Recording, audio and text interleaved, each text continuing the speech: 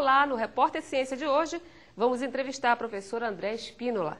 Ela vai falar sobre o Guia de Campo do Parque Nacional da Tijuca. O Parque Nacional da Tijuca é o mais visitado do Brasil, recebendo cerca de 2 milhões de pessoas por ano.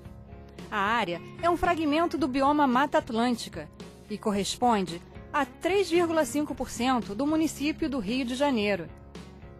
O parque é uma importante área de lazer e pode ser utilizado também para a realização de aulas não formais de disciplinas como ciências, biologia, geografia, história e artes.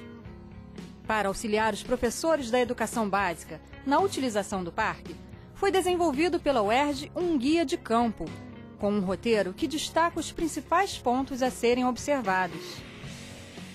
O guia foi escrito por professores da UERJ de diversas áreas e organizado por Andréa Espínola de Siqueira, do Instituto de Biologia. O guia destaca a flora do parque e dá várias dicas aos professores sobre como abordar os temas, associando as espécies observadas ao dia a dia.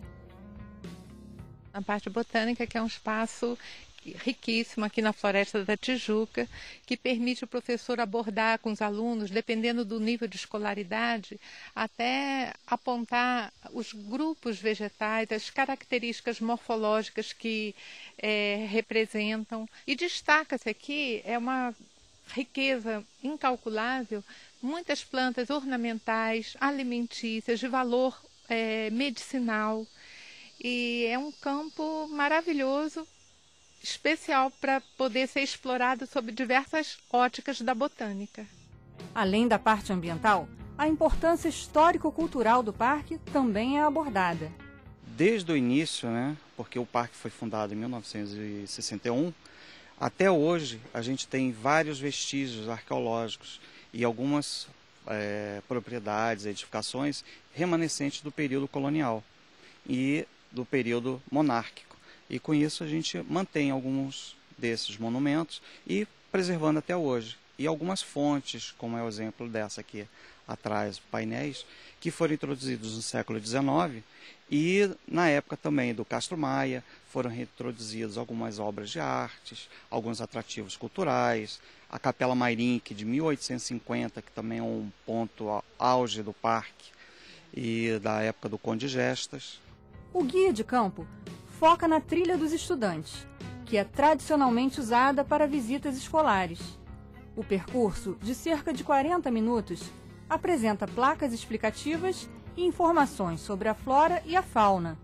Bom, eu acho que primeiramente é a oportunidade da retirada, não só do aprendizado da sala de aula, mas do aprendizado prático aqui dentro da floresta, de tudo aquilo que eles ouvem dentro da sala com os professores, e aqui é a oportunidade de ver, de ouvir, de falar, enfim, de ter relação com o que eles veem lá, aprender aqui dentro da Floresta da Tijuca. A primeira tiragem do guia, distribuída agora apenas em CD, é de 2.000 unidades, direcionadas a professores da educação básica das redes municipal e estadual do Rio de Janeiro.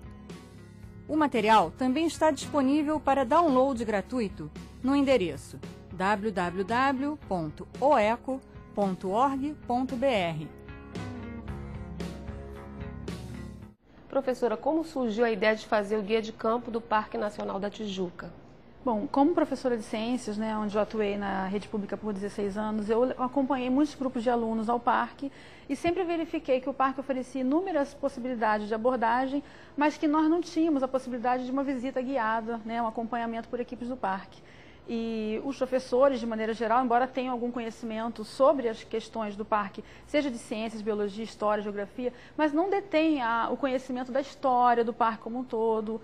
Então, a ideia do guia é fornecer aos professores um apoio para que eles possam fazer visitas com seus grupos escolares, tendo o maior número de informações possível sobre o parque, de uma forma multidisciplinar. Mas os professores são de que áreas, Porque eu vi até um professor de artes na equipe. Isso, a nossa equipe é multidisciplinar, tem pedagogo, tem biólogo, tem ecólogo, tem professor de história, de geografia.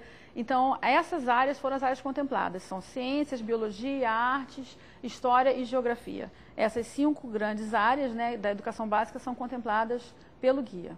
E assim, o professor de artes, Como é que ele utiliza esse guia? Porque a gente imagina só a parte mais científica, né, do projeto. Como é que ele faz isso? As pessoas, quando pensam na Floresta da Tijuca, né, ou no Parque Nacional Comunidade de Conservação, elas não pensam naturalmente que ali pode ser um ponto de grande importância cultural para a nossa cidade, até mesmo para o nosso país. Mas, de fato, a Floresta da Tijuca é uma unidade de conservação que tem essa característica. Ela é também um patrimônio cultural. Então, dentro do parque tem inúmeras obras de enorme valor cultural, né, patrimônio da humanidade, inclusive, que o parque já é, que tem esse valor. E dentro do âmbito das disciplinas de artes que os alunos têm na educação básica, tanto no ensino fundamental quanto no ensino médio, eles têm uma série de possibilidades de abordagem ali dentro. Né? A própria Capelinha Mairim, que está localizada dentro do parque, ela apresentava inicialmente obras originais de Portinari. Hoje são réplicas, porque por questões de segurança, as originais estão no Museu de Belas Artes, mas as réplicas estão ali. Assim como temos esculturas, peças em ferro fundido, raríssimas, inclusive, que estão dentro do parque. E como é que esse conteúdo foi se formando? Né? Vocês primeiro formaram a equipe e depois vocês foram pesquisando os assuntos principais para colocar no guia? Como é que se deu isso? Não, o processo começou com um trabalho de conclusão de curso de uma aluna que eu orientei aqui na graduação em Ciências Biológicas, e essa aluna fazia um roteiro inicialmente no âmbito da disciplina de Ciências e Biologia apenas. Só que dentro do parque, fazendo esse elenco do que seria o roteiro, o que a gente falaria, a gente começou a perceber o potencial multidisciplinar do parque e que seria uma falha, até mesmo a gente mencionar só os aspectos biológicos. Então nós começamos a ver por que tem tantas espécies exóticas, por exemplo, dentro de um âmbito histórico, de como o parque foi criado, né, do desmatamento que aconteceu ali, do reflorestamento. Então a gente começou a ver que as outras disciplinas, elas contribuíam, enriqueciam a obra como uma matéria final. E após o término da defesa da monografia dessa aluna, com bastante sucesso, a própria banca sugeriu, por que isso não vira um livro? E aí a gente começou a pensar, é óbvio que a empolgação foi muito grande e como professora durante muitos anos, você tem amizade com professores de diversas áreas. Então foi relativamente fácil fazer um elenco de professores multidisciplinar e todos mergulharam com bastante empenho para produzir um guia, né, de maneira assim colaborativa. E quanto tempo vocês já estão fazendo esse guia? Nós começamos o trabalho em 2012, no meio do ano, finalizamos no meio do ano passado, em 2013, e lançamos, né, na Semana Nacional de Ciência e Tecnologia, em outubro de 2013, e agora estamos dando prosseguimento, né? O trabalho não parou. A gente está tentando fazer agora uma tradução para o inglês, né? A gente sabe que o ano 2014 é um ano de evento, né, de grande importância para o Brasil, o Rio de Janeiro é sede, então nós estamos tentando fazer o guia na versão bilíngue, português e inglês, para tentar apresentar o parque para o público em geral que vai aparecer no Brasil, nesse evento. Vocês estão elaborando também um guia específico para trilha de pessoas com deficiência, né? Vocês têm que ter um cuidado maior, né, nessa elaboração, de pensar nas dificuldades das pessoas. Sim, o parque inaugurou há poucos anos, né, não tem nem 5 anos ainda, que o parque inaugurou uma trilha para pessoas com necessidades especiais. E sabendo disso, nós aqui no departamento temos disciplinas que são voltadas para a inclusão. Nós começamos a fazer visitações com nossos grupos de alunos aqui da pós-graduação, da graduação, e vimos que aquela trilha, embora seja uma trilha menor, uma trilha que foi adaptada, ela tem potencial também para ter um roteiro e, de certa forma, divulgar mais a presença dessa trilha que é desconhecida da população dentro desse parque, né? Até mesmo uma iniciativa bem pioneira do parque. Então começamos a fazer agora um roteiro para essa trilha, que é uma trilha de 630 metros, mas que, como você falou, é uma trilha onde há um cuidado para o portador de necessidades especiais e que nós também estamos tentando ter esse cuidado na hora de fazer as propostas de atividade, né? De atividade, de orientação para os professores e para os alunos. Eu dei uma olhadinha no guia e eu vi que vocês destacaram, né, alguns pontos turísticos da Floresta da Tijuca, né? Eu queria que você falasse um pouquinho desses pontos, quais são os que estão no guia. Isso. É porque a maior parte das pessoas não sabem, né? Mas o próprio Corcovado, o Cristo Redentor, ele faz parte do Parque Nacional da Tijuca, né? Esse ano, de 2013, foi fechado com o maior número de turistas até a presente data. Foram 2,7 milhões de pessoas só para o ano de 2013. Então, as pessoas não pensam que certas partes da cidade fazem parte do parque, porque ele é realmente um parque grande.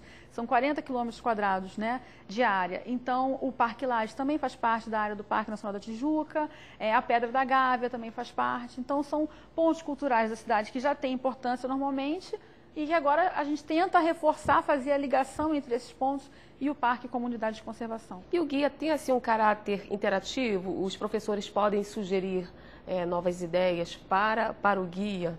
Sim, nesse momento nós estamos enviando as pessoas que receberam guia por doação, que nós temos obviamente o controle dessa doação, né, para escolas públicas e para instituições públicas também. Nós estamos fazendo um envio de questionário que foi feito especificamente para colher esses dados. Então, o questionário tem várias abordagens, inclusive sobre sugestões, correções, que eventualmente alguma coisa pode ter passado, nós não percebemos, e sugestões de novas abordagens ou de novas atividades. Então, nós estamos fazendo esse levantamento, começou em seguida da distribuição, que foi iniciada em outubro de 2013, e estamos abertos, obviamente, a receber esse retorno do nosso público, que é principalmente formado professores e alunos da educação básica. Tá bom, professora, obrigada pela sua participação no Repórter Ciência. Eu que agradeço. E o Repórter Ciência fica por aqui. E para entrar em contato com a gente, é só escrever para repórterciência@gmail.com. Até a próxima!